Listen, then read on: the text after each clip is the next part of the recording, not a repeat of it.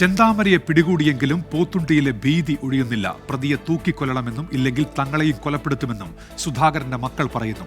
ആശ്വാസം തോന്നുന്നില്ല എന്നാണ് ചെന്താമര ഭീഷണിപ്പെടുത്തിയ അയൽവാസി പുഷ്പയുടെ പ്രതികരണം. ഒന്ന് കൊന്നു തന്നാൽ മതി. ഞങ്ങളുടെ അച്ഛനും അച്ഛമ്മയും അമ്മയും എല്ലാം പോയിട്ട് അയാൾ ഇനിയും പ്രൊട്ടക്റ്റ് ചെയ്ത് വെച്ചുകൊണ്ട് പോകണം. ഇനി ഞങ്ങൾക്ക് പ്രൊട്ടക്റ്റ് വേണ്ട, കൊന്നു തന്നാൽ മാത്രം മതി. എല്ലാം കയറിയിട്ട് എന്താ പറഞ്ഞു, ഞാൻ അങ്ങനെ ഒന്നും ചെയ്യില്ല സാറേ.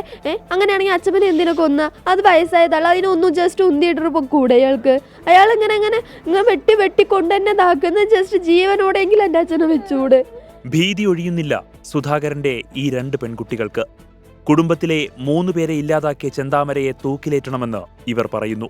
തന്റെ കുടുംബം ശിഥിലീകരിച്ചതിന് പിന്നിൽ സുധാകരന്റെ കുടുംബമാണെന്ന വൈരാഗ്യമാണ് 3 ജീവനുകൾ അപഹരിക്കുന്നതിലേക്ക് ചെന്താമരയെ നയിച്ചത്.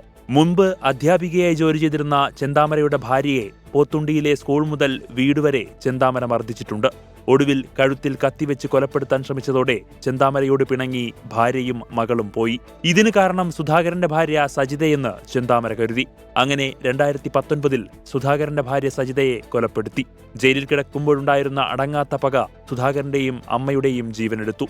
ചെന്താമര പിടിയിലായെങ്കിലും ഒട്ടും ആശ്വാസം തോന്നുന്നില്ലെന്ന് ചെന്താമര ഭീഷണിപ്പെടുത്തിയ അയൽവാസി പുഷ്പ 24നോട്. പേടിയുണ്ട് എനിക്ക്. നീ അയാളെ വരും, നീ ഇവര് ജാമ്യത്തിലെടുക്കും, നീയും വരും, നീ വന്നാൽ പറയും നിങ്ങൾ കോർട്ടിക്ക് പോയിക്കോളേ, സുരക്ഷിത തരാൻ പറ്റില്ല, അയാൾക്ക് ഞങ്ങൾ കാലാകാല ജീവിത ബന്ധം കൊടുക്കാൻ പാടില്ല എന്നൊക്കെ ഇവർ പറഞ്ഞാൽ തന്നെയാണ് ആ ചേച്ചി മരിച്ചപ്പോഴും.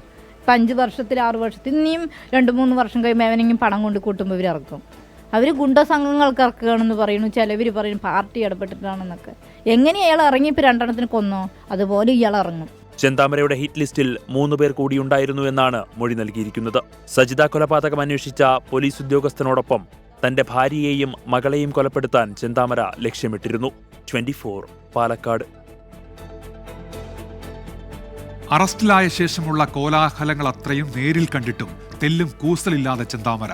സെല്ലിലെത്തിയപ്പോൾ പോലീസുകാരോട് ചോറും ചിക്കനുമാണ് ചെന്താമര ആവശ്യപ്പെട്ടത്. ഒളിവിൽ കഴിയുമ്പോൾ കാട്ടാനയ്ക്ക് മുന്നിൽപ്പെട്ടിട്ടും രക്ഷപ്പെട്ടെന്നും ചെന്താമര പോലീസിനോട് പറഞ്ഞു.